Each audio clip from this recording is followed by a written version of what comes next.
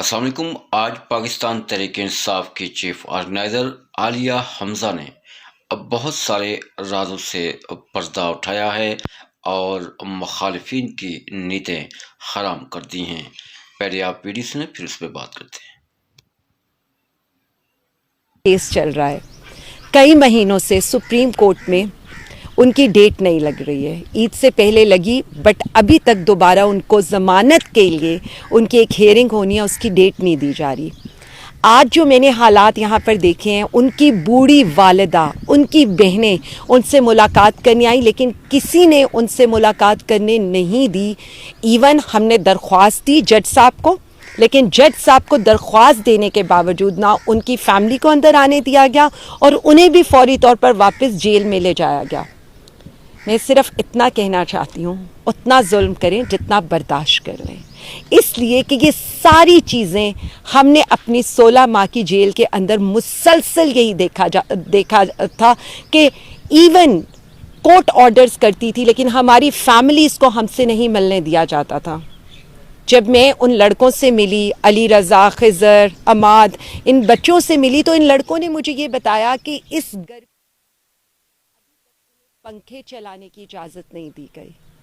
اس وقت جو ان کی صورتحال ہے، انہیں الگ الگ سولیٹری کنفائنمنٹ میں رکھا جا رہا ہے۔ مجھے یہ سمجھ نہیں آ رہی کہ کرمنلز کے ساتھ یہ سلوک نہیں کیا جاتا، لیکن ہمارے کارکنوں کے ساتھ جن کی ضمانتیں نہیں لگ رہی ہیں، ان کے ساتھ بھی ایسا ظالمانہ سلوک کیا جا رہا ہے۔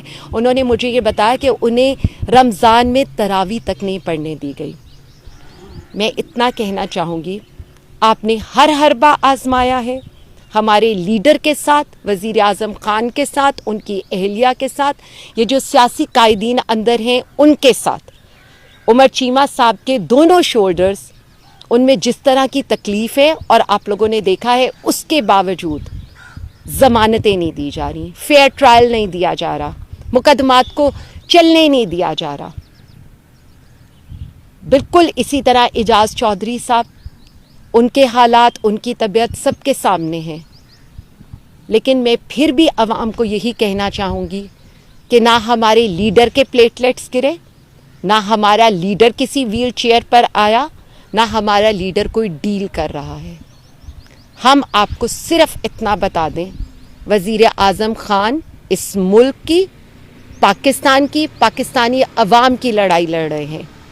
آج اس وقت جب میں آپ سے بات کر رہی ہوں تو مال روڈ کے اوپر ڈاکٹرز، پیرامیڈیکل سٹاف دھرنے کی تیاری کر رہے ہیں، ان کا احتجاج شروع ہو چکا ہے۔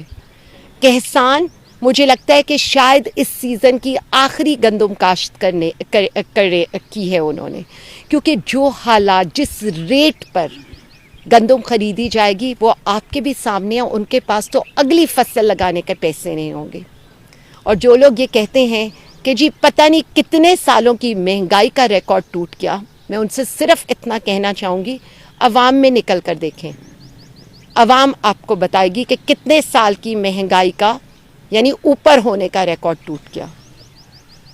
وہ لوگ جو ہمیں یہ باتیں سناتے تھے مہنگائی ہو گئی، آج مجھے یہ بتا دیں چکن کس بھاؤ پر ہے؟ چکن تو چھوڑ دیں، سبزی کس بھاؤ پر ہے؟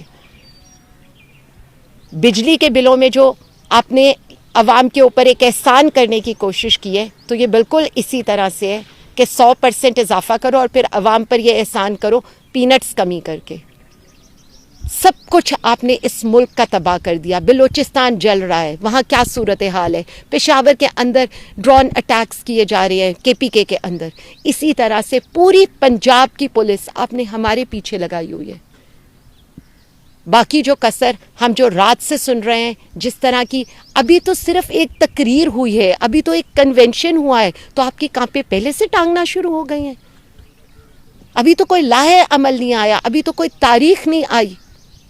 اور باقی جہاں تک بات ہے، ہمیں اپنے لیڈر سے رسائی بھی چاہیے اور ہمیں اپنے لیڈر کی رہائی بھی چاہیے۔ آپ نے ان کو بے گناہ جیل میں رکھا ہوا ہے اور آپ ان کو جیل میں رکھ کر صرف پاکستان کا اور پاکستانی عوام کا نقصان کر رہے ہیں۔ میں صرف اتنا کہنا چاہوں گی، اور جو میں بار بار کہتی ہوں، ہم سہ رہے ہیں، ہم سہتے رہیں گے، کیونکہ ہمارا جنگ اس پاکستان کے لیے، پاکستانی عوام کے لیے، عدلیہ کے لیے، جمہوریت کی بحالی کے لیے. یہ کوئی personal even field, Zardari house, Swiss bank, Swiss Mahal وہ بچانے کے لیے نہیں ہے. ہم عوام کے لیے کھڑے تھے، کھڑے ہیں، کھڑے رہیں گے.